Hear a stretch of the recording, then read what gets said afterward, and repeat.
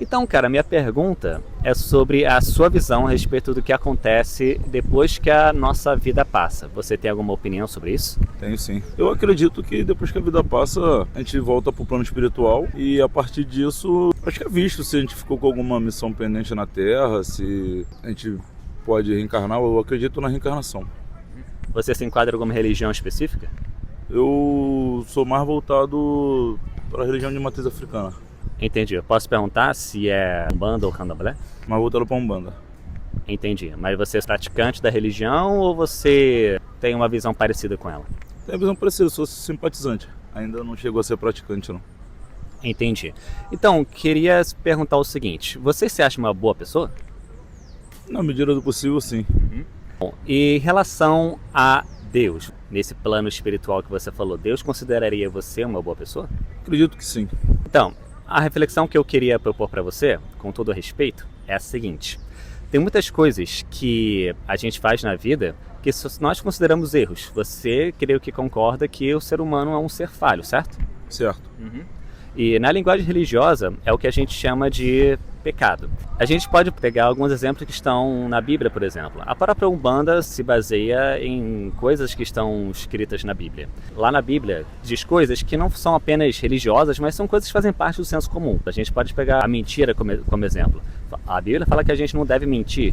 Aí você pensa, assim como eu devo pensar também, quantas mentiras a gente já não contou na nossa vida, certo? Allah diz que a gente não deve roubar. E muitos de nós já pegaram algo que não era seu quando era mais novo, ou então já mexeram com pirataria ou algo do tipo. Jesus disse que se você se irar contra alguém e xingar uma pessoa, você já estaria encrencado diante de Deus, você estaria já culpado diante de Deus. E até se você olhar para uma mulher ou homem para cobiçá-la sexualmente, você também teria já pecado em seu coração. Portanto, queria fazer uma pergunta assim, mas não é para julgar não, apenas para a nossa reflexão. Se Deus nos julgasse pela moral dele, pelos mandamentos dele, você acha que estaria numa má situação ou numa boa situação? Acredito que não só eu, como muita gente, posso colocar a grande maioria da população tendo uma péssima situação. Entre inocente e culpado, você seria culpado? Culpado.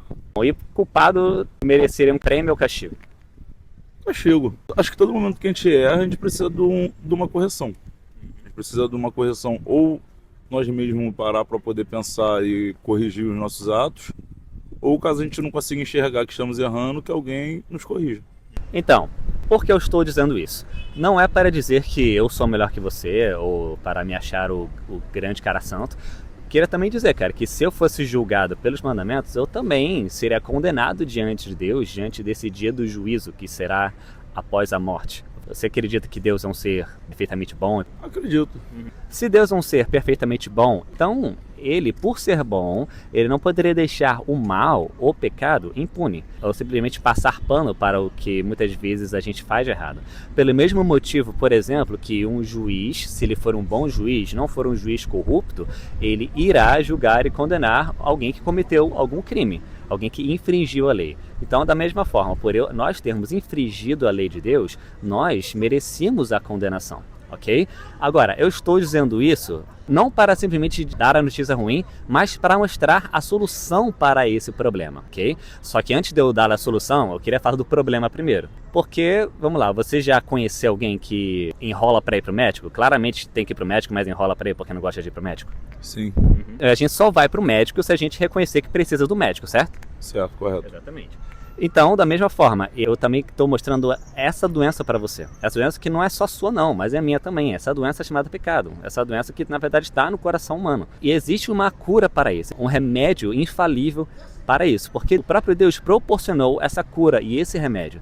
Você saberia dizer o que ele fez para que a gente não precisasse ser condenado? Foi o sacrifício dele mesmo, correto? Exatamente. Muita gente já ouviu falar da história de Jesus, mas às vezes não se entende tão bem o fato de que os 10 mandamentos, ou os mandamentos de Deus, são chamados de a lei moral. Nós quebramos a lei, éramos vistos por ele como criminosos, e Jesus, na cruz, ele pagou a fiança. Ele pagou a dívida que era nossa. Ele veio, mesmo sendo plenamente Deus, ele se tornou um ser humano, viveu entre nós, ele teve uma vida perfeita, não pecou nenhuma vez. Embora fosse totalmente ser humano, ele continuou totalmente Deus. E na cruz, ele levou sobre si a punição que era nossa por conta dos nossos pecados. Ele fez isso por você porque ele muito te ama, cara. E eu tô falando isso pra você porque eu também me importo muito com você, mesmo que a gente tenha acabado de se conhecer, sabe? Esse vídeo não é só por causa de rede social, é por você também.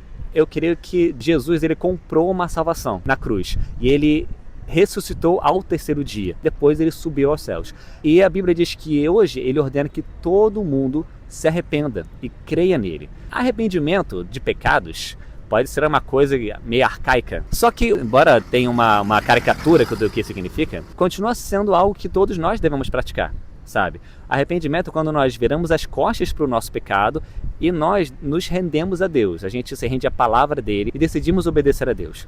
E nós devemos também crer em Jesus como nosso único Senhor e Salvador. Existe uma diferença entre crer em Jesus porque simplesmente achar que ele existe, sabe?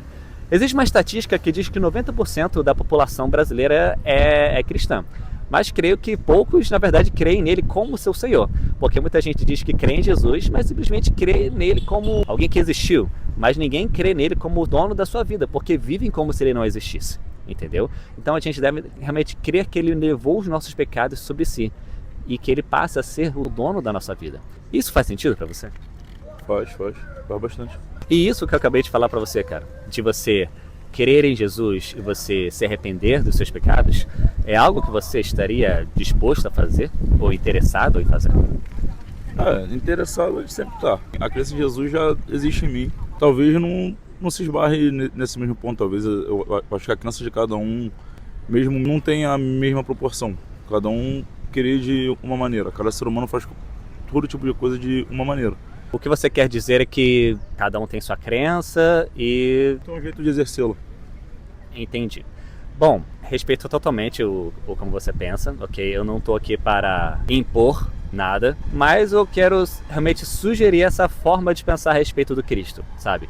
A questão é que Jesus ordenou que nós fizéssemos discípulos, ou então que nós falássemos do Evangelho. Eu sei que pode parecer arrogante dizer que existe um só caminho para ir para o céu, mas a questão é que o próprio Jesus disse isso. Ele disse: eu sou o caminho, a verdade e a vida, e ninguém vem ao Pai a não ser por mim. Se eu começar a achar que na verdade existem vários caminhos para Deus, então na verdade eu estarei tratando Jesus como alguém que mentiu quando ele disse isso. Deixa eu te dar uma analogia.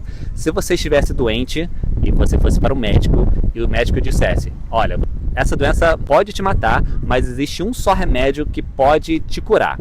Você acharia que esse médico é intolerante por achar que só tem um remédio que vai curar você e ele descartando todos os milhões de remédios que existem por aí? Acho que não, ele tem conhecimento necessário para poder estar me dando aquela informação. Exatamente, então com Deus é a mesma coisa. O próprio Jesus, ele fala que ele é o único caminho para ir para o céu, porque ele sabe que é o único caminho para o céu, ele tem um conhecimento a esse respeito, entendeu? Então eu queria deixar essa reflexão com você. E também dizer, em relação ao que você falou sobre a reencarnação, só deixar uma reflexão em relação a isso. A mensagem de Cristo, vindo para morrer por nós, é justamente por causa da nossa incapacidade de ser bom o bastante para Deus. Então, se nós pudéssemos, digamos, evoluir o nosso espírito por meio das reencarnações até chegar a Deus, não teria necessidade de Jesus morrer. Entendeu? Se eu posso, pelo meu esforço ao longo das reencarnações, evoluir espiritualmente até chegar no estágio máximo de espiritualidade, então Jesus não precisava morrer. Eu poderia fazer isso por mim mesmo, mas ele veio justamente porque a gente não conseguia evoluir. Ele veio pelo amor que ele tinha por nós. Enfim, você poderia pensar em tudo isso que a gente conversou hoje? Sim. Eu poderia também dar um panfleto para você e orar por você? Sim, claro. Então, é isso. Muito obrigado por falar comigo, tá? Obrigado. O que você acha desse modo de evangelizar? Comenta aqui embaixo, dá aquela curtida que assim você ajuda o vídeo a aparecer mais aí pelo YouTube. Pega o link desse vídeo, espalha aí por todos os grupos do WhatsApp e nas outras redes. Se inscreve no canal e ative o sininho para você saber dos próximos lançamentos também. Valeu!